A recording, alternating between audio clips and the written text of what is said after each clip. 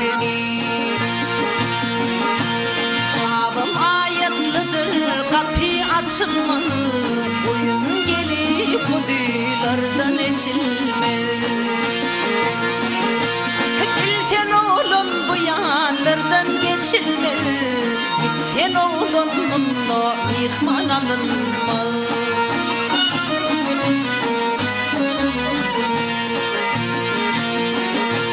Atım indileye berzene gelin, köyünün kırlardır yumuşalı gelin.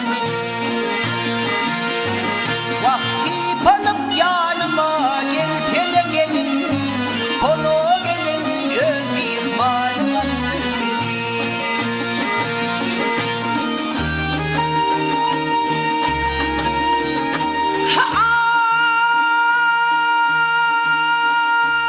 Atın indilese arpağan isin, kuyunun kırlese yel yağmur yusun. Sipanıp yanına ok yılan varsın, gide yolun bununla mihman alınma. Yedi ağalarım görse öldürür, böyle düşmanları yeni güldürür.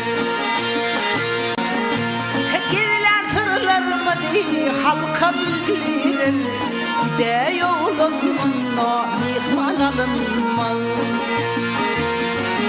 Vakti ağaların İsa hak olsun, böyle düşmanlara belalar gelsin.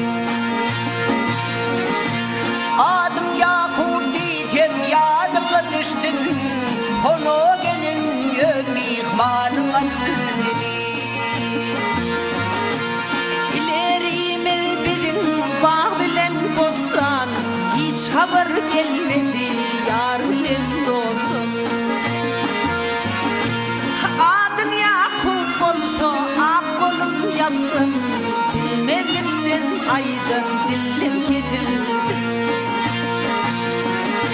Vah adım Yakup diyeceğim yardıma düştün, sonu gelin göz mihmanım anneni. Bilmedikten aydın dilim kesilsin. Sonu adım göz mihmanım anneni.